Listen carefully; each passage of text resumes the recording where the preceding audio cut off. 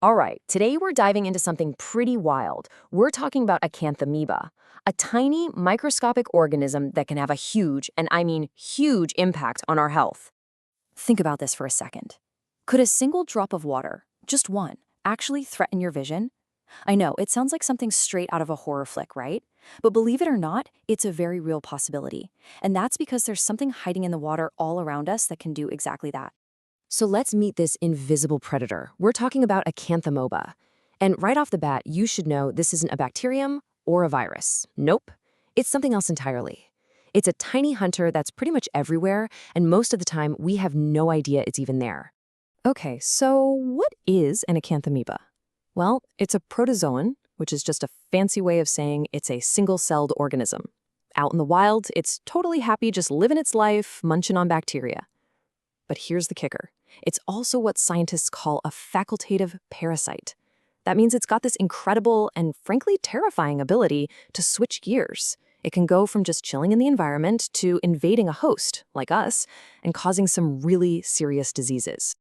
And when I say it's everywhere, I am not kidding. We're talking soil, fresh water, seawater, you name it. And get this, it's even in our tap water. Some studies suggest it could be in about a third of all home faucets and showers. That means it's potentially in our swimming pools, our shower heads, even hiding out in our heating and AC systems. It's a little unsettling, right?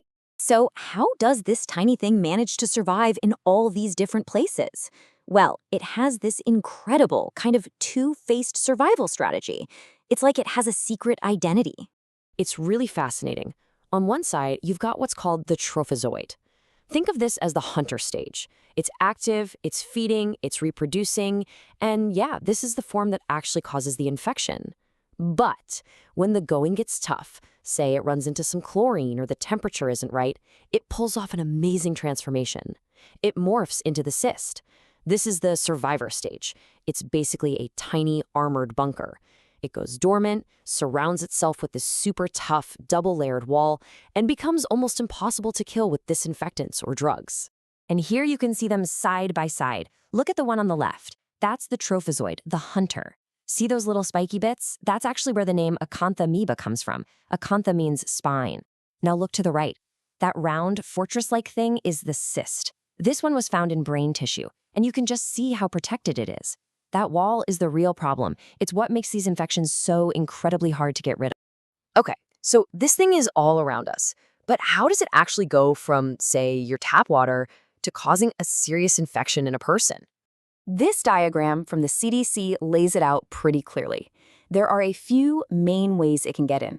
It can enter through your eyes. This is a big one, especially from contaminated water. You can also inhale it through your nose, and from there it can potentially travel to your lungs or even your brain. Or it can find its way in through any break in your skin, like a cut or a scrape. By far, the most common infection we see from this is something called Acanthamoeba keratitis. This is a really nasty, painful infection of the cornea, that clear dome at the front of your eye. What happens is the trophozoites, the hunter form, they latch onto the cornea and start releasing enzymes that, well, they literally digest the tissue. As you can imagine, this causes incredible pain and can lead to permanent vision loss, even blindness. So who's really at risk here? Well, the numbers are just staggering. In developed countries, the answer is overwhelmingly contact lens wearers.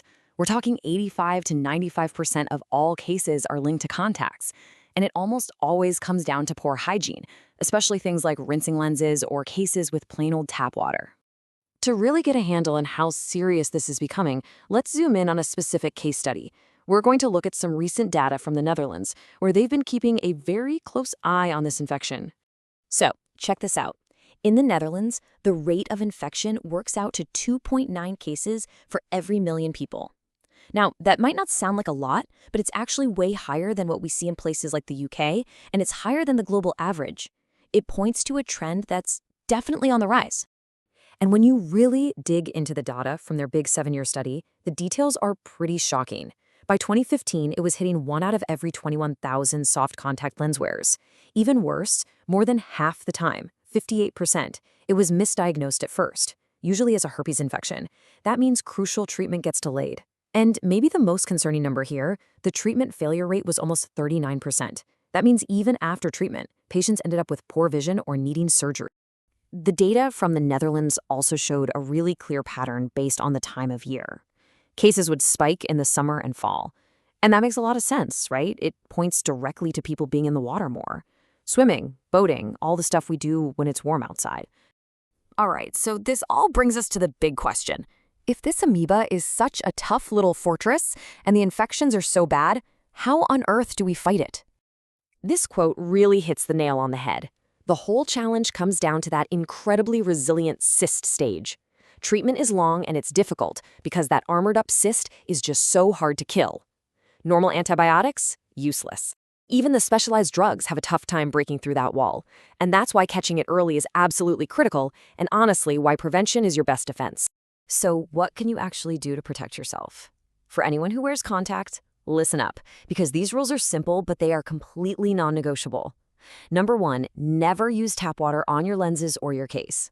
Not to rinse them, not to store them, just don't.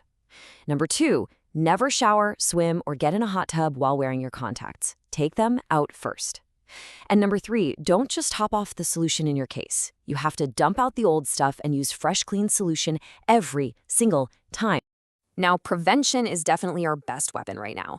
But the good news is scientists and doctors are hard at work developing better tools for the future. And there really is some promising stuff on the horizon. We're talking about better diagnostics, things like advanced PCR tests, and even AI-assisted imaging that can spot the infection earlier.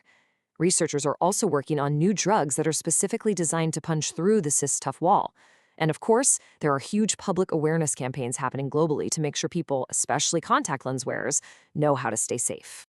Just so you know, all the information in this explainer was compiled using a Gemini deep search. And if you're curious and want to go even deeper into the research, we've put a complete list of all the sources in a Notebook LM document. You can find the link for that down in the description. You know, the story of Acanthamoeba is such a powerful reminder that sometimes the biggest threats really do come in the tiniest packages. It just makes you wonder, what other incredible, hidden, microscopic stories are out there that we should uncover next? Definitely let us know what you think in the comments. We'd love to hear your ideas. And hey, if you enjoy diving deep into topics like this, make sure you subscribe so you don't miss our next explainer. Thanks for tuning in.